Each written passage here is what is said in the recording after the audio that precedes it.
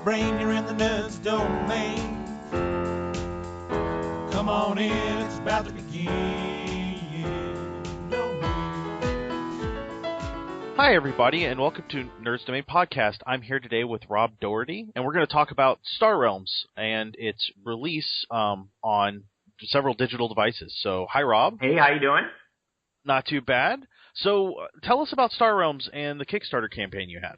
So, Star Realms is a game that was designed by my friend Darwin Castle, and I was lead developer on. It kind of had an interesting origin in that Darwin was interested in getting game design work, and my advice to him was to create a game. He'd done a lot of work with me on various companies, and I knew he had talents, so I basically suggested, hey, design something and shop it around, and that's maybe you can get a one-off sale of a game, or people might be impressed and want to hire you. So he designed Star Realms and shopped it around, and then he didn't have success getting someone to pick it up, and I said, well, let's take a look at it, do some development on it, and then maybe you can do another round of it. And so we played around with it, and did a lot of tweaking, just fine-tuning of the game, changing the way different mechanics work, and we played with it, and at some point I was like, this is actually awesome. we should just make this thing. And hence the Kickstarter and everything else. Okay, and your background is what exactly is your background as far as gaming goes? I've been gaming forever as a player, and as a kid I loved to play around and tweak games and make new games, etc. I opened up a game store when I was in my early 20s, and then I decided to try my hand in production. I did sort of a test production project with an item called double-sided tokens. It was back when Magic tokens were very hard to get, and they cost several dollars a piece. And I made a set of token gameplay aid for Magic, a bunch of various token types, and they had an image on each side. Hired Magic artists, hired a printer, sort of went, and it was sort of a test project for me, learning the process of this is how you make stuff. That went pretty well. And then I did some game projects with a friend of mine, Chad Ellis. We made a company called Your Move Games Incorporated, which shared a name with my game store and my Magic team. On the playing side, I played in the Magic Pro Tour regularly, and players at my game store played in it as well. We had a team, and that team did very well. We have a bunch of members in the Magic Hall of Fame now. And then on the game production side, my friend Chad and I made several games. The biggest of which was Battleground Fantasy Warfare, which was a tabletop war game that used cards instead of miniatures. That was that game still exists and is still in production, and is a ton of fun. I then branched out and did a trading card game called Epic, which had a small but avid following. And among the people who really liked it was my friend Justin Gary, who was on my Magic team, and he had been doing game work for Upper Deck Entertainment, and he had branched out to make his own game company, and he was actually with me at an epic TCG event that I was running in Florida. I had rented a house and brought my family down, and we were and I was preparing for the event, but also sort of rolled it into vacation and game design brainstorm session with Justin, and while sort of kicking around game ideas, Justin came up with the original, sort of the core concept for Ascension, and I was like, wow, that's an awesome concept that we should make that game. And Justin hadn't done any game production before, but he had worked a ton in the industry, so we partnered up and made the Ascension deck building game, which of course was great. It's a great game and was super popular. So worked together with Justin for a very long time on that, and then just recently stepped away from helping with Stoneblade Entertainment, and teamed up with Darwin on the White Wizard games. I still own a piece of Stoneblade Entertainment, and am great friends with the whole team there. And we're like, for example, sharing booth space at Gen Con and at Spell this year. So yeah, that's maybe more information than you were asking for, but it's the story. Well, but you certainly have plenty of experience both in playing and in designing, yeah, and I think that's kind of key. Hall of Fame Magic player, designer of many games, and developer of many games. I've worked with big companies, like worked with Upper Deck on their Versus system game, and done a lot of startup projects, some from games you haven't heard of, and others from games like Ascension and Star Realms. So yeah, been at it for a while. Well, that's awesome. So it sounds like Star Realms has gone well. The Kickstarter did fantastic. Yes. I was happy to be part of that. We met at Gen Con last year, where I got to test out the game, and other than, I think the artwork wasn't done, everything else was pretty much in place, and you guys were just finishing up, getting ready to start the Kickstarter. Is that right? Yeah. So the design and development of the game was done, and we had about a dozen pieces of artwork finished.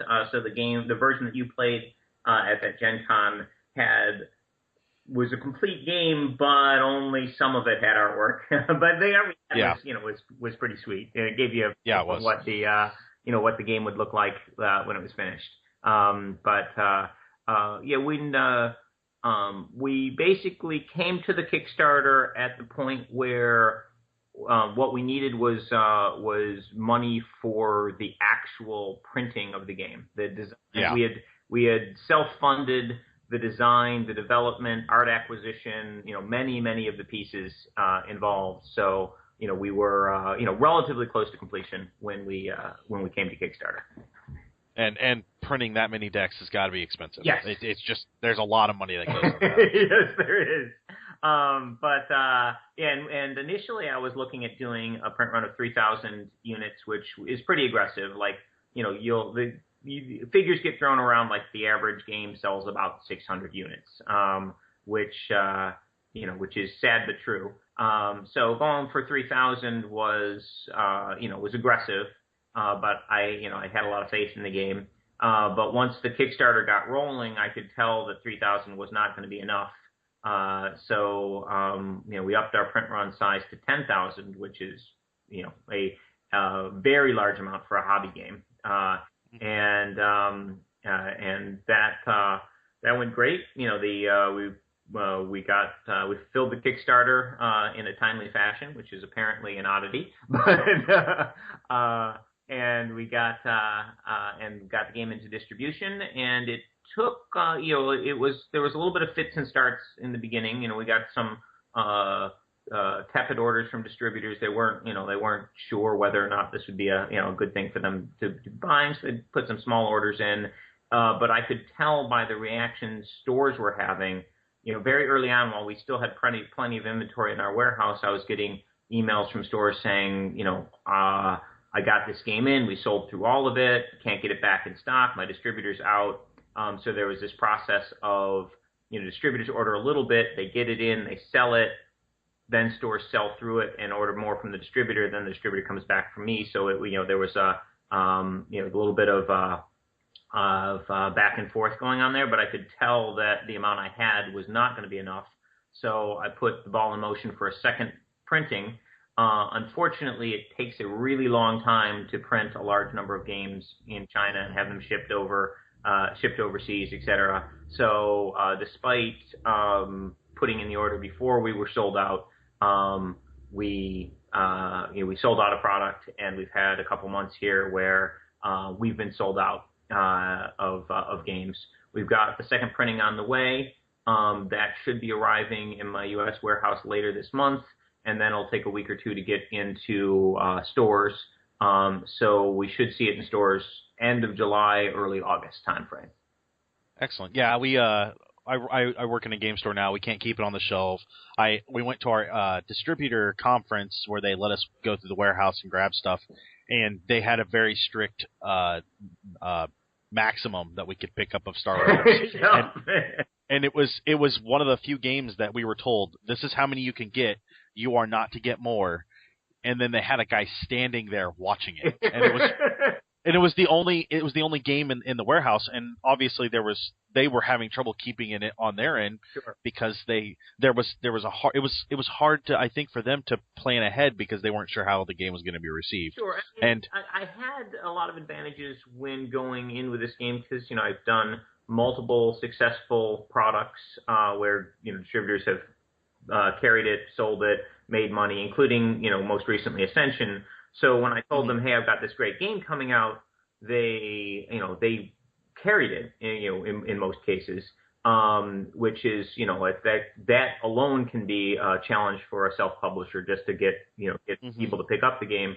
But I told them this game's amazing. You're going to sell every unit you get, but they've heard all that before. So oh yeah, absolutely. So basically it was tough to for distributors to to sort of see the demand coming. So.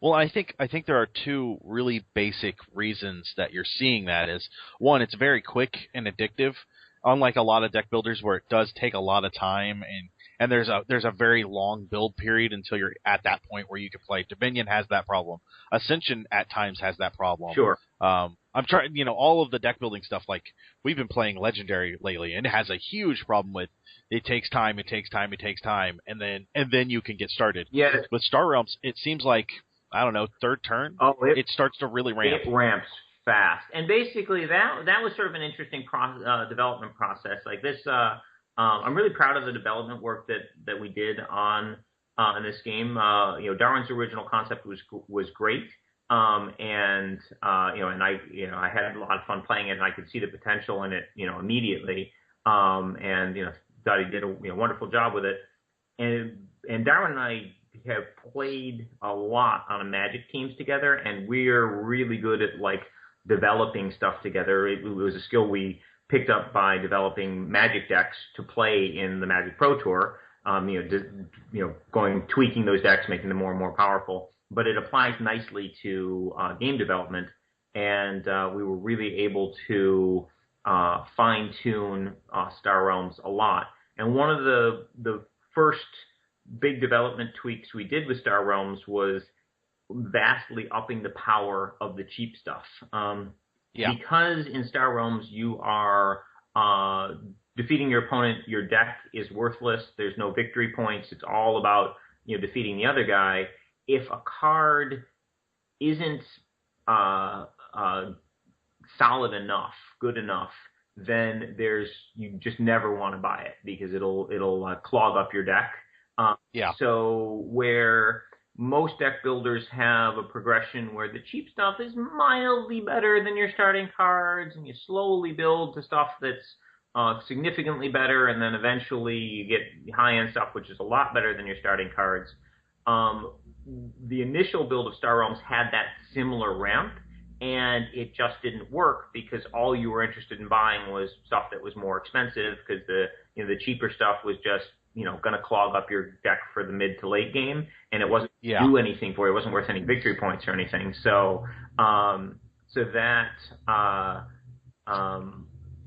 led to us vastly increasing the power of the cheap stuff. So basically, every card in Star Realms is pretty exciting if you compare it to your starting deck, and a lot of the stuff is built with the late game in mind. So if you look, for example, at the 1-cost cards, the Blob 1-cost card, its ally ability lets you draw a card. So if you design a tight Blob deck in the late game, you would want as many Blob fighters as you get your hands on because they're just gonna draw cards for you and just add to how awesome your turn is. Of course, the Machine Cult early scrapping is great, and in the late game you may end up using your other scrapping cards to get rid of your supply bots or whatnot, but they're certainly a awesome buy, and with the Star Empire, the fighter has your opponent discard a card. If you can get enough discard effects together, it can be extremely powerful. So that's a sexy 1-drop. And the Trade Federation's ally ability of gaining 4 authority. So you've got a 1-cost card that gives you 2 trade. So awesome for ramping in the early game, and in the late game, its ally abilities giving you 4 authority.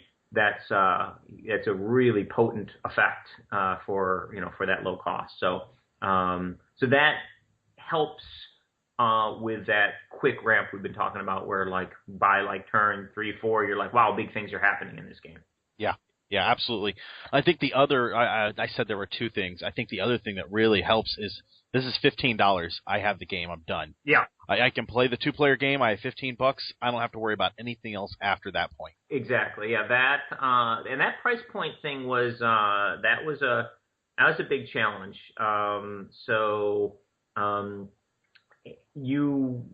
There's a lot of pressure as a game designer and producer to put your game in a big box. Your shelf space that you get in a game store is one of the biggest forms of advertising any game can have. And if you have a big box, when people walk into the store and they're looking around, they naturally are going to see the bigger box more than the smaller box. So pretty much every game when you open up a game frequently, there'll be some cards in there and a whole bunch of air and plastic to keep the cards in place, and that's about it. And also having a big box allows you to charge more money. Like, it costs more to make big boxes, but you also but not that much more. And you can charge $40 or $30 pretty easily for a game if you put it in a big box. Like, if we took the exact same contents of Star Realms and put it in a larger box, with plastic in there to keep the cards separated, you could easily charge $30, $35, $40 for the game. But we were interested in making a game that we wanted to play in the way we wanted to play it, and the ability to take a little box and throw it in your pocket or into your backpack or whatever and carry it around with you is just so compelling for us that we wanted to make it in that model. And I thought it might be shooting ourselves in the foot because the big costs on making a game are the design time, the development time, the art, and all those costs don't go down if you've got a little box. You save a little bit on the box itself in production, but a lot of the reasons why people charge $30, $40 for a deck builder, $50, whatever, is because they had a team that had to do the design and development. They had to get the art, graphic design, put it all together, and those are some significant costs. So in order to recoup the cost, you need to pull in a certain number of dollars per unit, and times the number of units you sell to get to that magic break even / profit point. So it was a little scary putting it in a little $15 box, but it seems to have paid off in that people play the game, they like it, and when they see the price point, they're like, well, I'm definitely buying that. So our demo to sale ratio is insanely good with Star Realms. Yeah, that's one of our sell points is, hey, you like Dominion or you like these other deck builder games. How about this one? It's only $15, and it's only $15. I'll go ahead and take that. Yeah. They don't need to be told anything else, just that it's a good game, it's $15, and they put it on the counter to buy it, and that's all it takes. Right. And that $15 price point, I'm sure, like you're saying, is hard, but I think it's a very, very, very big part of your success is because I can go, hey, you can buy Legendary, it's $60. You can buy Dominion, it's going to run you $50. You could pick this one up, it's $15, and you're going to get as many cards as you would with the DC Deck Builder or some of those other games, but you don't have to carry around a giant box that requires, a bag if you want to carry more than one and that kind of stuff. You just slap it in your backpack. I'm actually looking forward to bringing this to Gen Con because we always have like an hour or 3 on Thursday before we can get into the convention hall. Sure. And we'll end up sitting with something to play. Last year it was Space Team, and that was awesome. But this year it will end up being Star Realms because I can carry that box and not have to worry about what space I'm taking up with whatever I'm carrying. Or it can be another game plus Star Realms because Star Realms. Yeah. Absolutely. Yeah. I agree. It's definitely a big piece. That low price point is definitely a big piece of our success. People have a hard time resisting a complete physical game for that price. Yeah. So tell us about these digital releases. That's really why you're here. We've taken a little bit of time to get there. So you've officially released on Android, right? Yes. From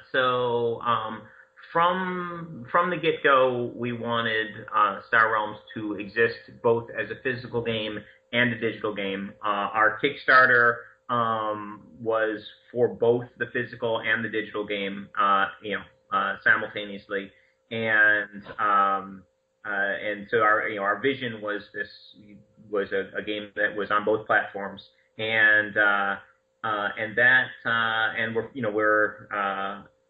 we delivered on the physical game quickly and on time on the Kickstarter, and on the digital stuff. On the digital side, we had our Kickstarter backers playing the beta, on schedule, and we've gone through a lot of tweaks along the way with the help of our Kickstarter backers, and the game is finally it's finally ready, and we've launched. We did a successful launch on Android. We had a minor issue with there were a few device types on our release that the game wasn't running on, but within 24 hours we had that problem fixed. So as far as I know, it works on it's working on all device types, all Android device types right now. Okay. And the reaction to the game's been fantastic. We've at last check we had significantly over 200 5-star ratings, and oh wow, and the vast majority of the people who rate the game give it 5 stars. So that's great. We're about at week 1 here on Android, and I believe we've got about 5,000 downloads of the free version and about 1,000 upgrades to the full version, and we haven't started an advertising campaign yet. So as sort of a soft launch to work the bugs out, we're really happy with those numbers. Excellent. And so you have stuff coming to iOS and also PC and Mac. Is that correct? Yeah. So iOS has been submitted to the Apple Store. That happened. I believe that was around the 7th. of the month, a few days back, and that is just awaiting approval. So basically, the way it works with Apple is you submit your app, and they review it, and then they'll either approve it and it goes up on the Apple Store, or tell you need to change X, Y, and Z. Hopefully we'll be live on the Apple Store any day now. Okay. What about PC? PC and Mac are both very close. Basically, the code is ready to go. Our beta users are able to play on those devices currently, and we're just working out some of the final issues for open release. So I'm thinking in the next couple weeks we'll be launching on PC, and then perhaps a week or two after that on Mac. And so, okay, I expect that by mid-August we'll be up and running on all 4 platforms. Excellent. So I've played the beta because I was lucky enough to get that with the Kickstarter stuff. Is the full release just going to be what I'm seeing on the beta right now? Yeah, pretty much. I mean, the game plays identically on all device types. So if you played the Android version, that's going to be that's identical to the iOS version, and very similar to the PC version. Obviously, there's touchscreen versus mouse control issues, but yeah, the version that you're playing is very, very close. You might have a couple minor tweaks on it, but that's pretty identical to the version that you'll be playing for the full release. Okay, so that includes the explanation of how to play, and then there's a campaign mode, and you can play versus AI and play online, and then there'll be a pass and play that you'll be able to do. Is that's all will be there, right? Yeah. So obviously, pass and play is a little awkward on your PC, in that you basically have to have 2 people sitting there at the computer. But the code's already there for the handheld devices, so might as well keep it in. Yeah. But so you get the campaign mode. So the free version, there'll be a free version in all these formats. There's a free version which you can download, which has play versus the AI and a 6-mission campaign. And if you want to upgrade, it's $5, and you get medium and hard AIs. You get an additional 9 missions for the campaign, and you get the entire campaign again on hard mode. And you get online play and the pass and play capabilities. And if you when you pay your $5, you're buying an account, and you can use that account on any of your devices. Okay. You have to access all those features. Okay. So the campaigns, I will say, the campaigns are not easy. They're even on their normal mode, they're a little difficult to get through. I made it through the first campaign, and I'm just starting the second campaign. They're both pretty difficult, and I'm impressed that this isn't just another play this AI the same way you normally would. You get different starting decks that are tweaked a little bit here and there, and the conditions are a little changed. Yeah. Yeah. Go ahead. It may be that the campaign stuff is actually too difficult. I'm not sure.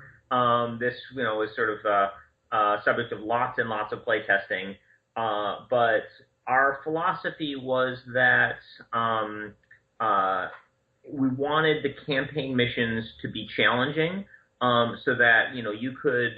It sort of gives you more versions of the AI to play against, because you can play against the regular easy AI, or you can replay any of these missions which have different configurations, and you can play the campaign where you play one mission at a time till you get to the end and never play it again, or you could just keep going back and being like, oh, I love mission 3, I'm going to play that one again. And on the easy mode, it's challenging. Like you will lose some missions and have to replay them for sure. Mm-hmm.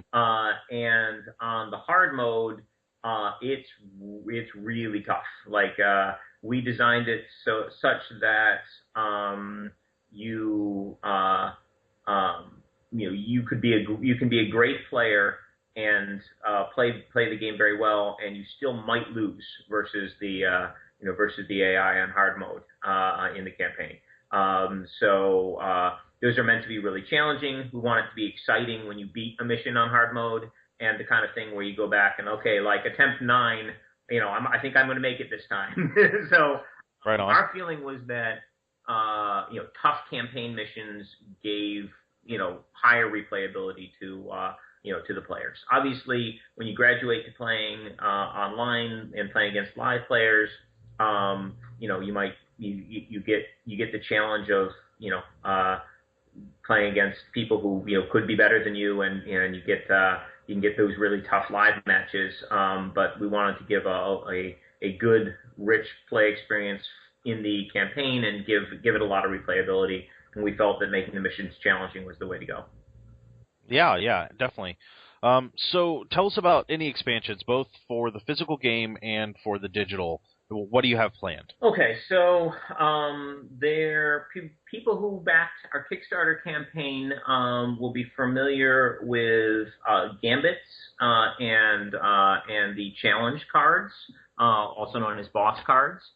So we have an expansion that's kind of already out called the Gambit set, and this contains boss cards which are which automate the game, and you play against them either as an individual or as a group cooperatively. And they basically have rules in which how the boss functions on the boss's turn. Those are a lot of fun.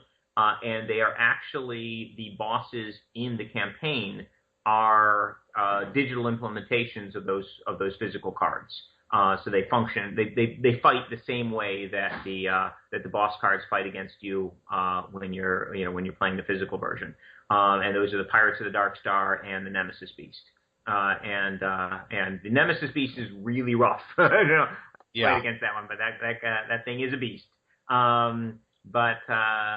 So there's those come in the Gambit set. There's also these cards called Gambit cards, which they have a silver border on the front and back, so they're easy to distinguish from your regular cards. Those don't go into the trade deck. Instead, you shuffle them up, and at the beginning of the game, you can deal them out to people, and you get them face down, and they're basically special abilities. Some of them are one-time things like drawing a couple cards, getting combat, gaining authority, various effects. And some of them are static abilities like you get +1 combat every turn. And you can reveal these at the beginning of the game if you like, or you can reveal them on any of your turns, and you can and do what they say on them. They're a really neat way to sort of spice the game up. Also, they can be a nice handicap. Like let's say you've been playing a ton and you're really good at Star Realms, and you got a friend you're just teaching how to play. After you show them how to play the game initially, if you want to start playing some games where, but even the playing field, you can give them, a Gambit card or two with you not taking any, and that'll help, even out the skill differential. So you can use them as handicaps. You can use them as neat little powers to just sort of spice up the game for people. There's also a card called Merc Cruiser, which is a ship that can trigger the ally ability for any faction. Kickstarter backers got one with a cool little Kickstarter logo on it, but non-Kickstarter backers will be able to get it in a non-Kickstarter version in this Gambit set. So that was available through Kickstarter backers. It was also available on Amazon for a little while. That has sold out. We also had it on Board Game Geek, sold out there as well. But we're reprinting that, so that will be that'll be available in the fall. And then there is a new expansion set coming out for the physical game called Crisis. And Crisis is made up of 4 different 12-card packs. These are non-random, and each one functions as a mini expansion. So you could buy a pack of Crisis, and each one has each of the 4 packs has a name. So there's Crisis Heroes, there's Crisis Events, there's Crisis Bases and Battleships, and there's Crisis Fleets and Fortresses. And you can buy any one of those sets and add it to your game, or you can buy all of them and add them to your game. And those are a lot of fun. We have a couple. The Heroes set and the Events set feature new card types. There are characters in the Heroes set, and there are event cards in the Event set. And those are new mechanics, but we were very cognizant of keeping the flow of Star Realms. So while we're adding new card types, the game doesn't bog down the game. The game keeps moving at a really at an excellent pace, and it provides some really cool new experiences. Okay, and is there a planned release for that with the digital as well? So the releases. So first, a rough timeline on the digital side. We're going to be implementing the Gambit set in digital as our next large update. There'll be lots of little updates where we fix various issues that come up during play. But our sort of big content-oriented update. Gambit set is number 1 on our agenda. Tournament play will be the next thing up on our agenda. I have a big organized play background, and I believe that events and organized play are critical to the success of any game.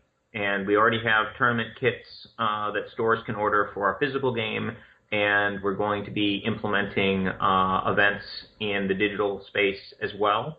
Okay. We'll initially roll out with little 8-man events that people can play in, and eventually move to a system where we have a wide variety of events that people can play in. It's very similar to like a Magic Online environment where there are various types of events you can join, and you can play in different styles of events depending on what level of competition you are looking for, what kind of time you have available, that sort of thing. And the organized play, the tournament stuff that you're doing for for physical copies, one of the big things I liked from the Kickstarter was the playmat that we got. That the plan is to put out new playmats for the tournaments. Is that right? Yeah. So your game stores can order Star Realms organized play stuff. There's 2 offerings that the store can get. There's these little game day packs, which come with 8 of a participation card and 2 prize cards. And these are new cards that don't exist in the box. Kickstarter backers have got a sample of our first year of promotional cards as part of their rewards. But for the vast majority of players, these are going to be new cards, and so a store can run a little small event, and that's a very inexpensive thing for them to pick up. And they can charge a little entry fee for people playing in the game day, or do it as a free event, or however the store wants to run it. And there's promo cards to give out, and then there's also tournament kits which contain a bunch of participation cards, and then eight prize cards. So they'll be able to give a prize card to the entire top 8, and they contain a Gambit set as a second place prize, and a playmat as a first place prize.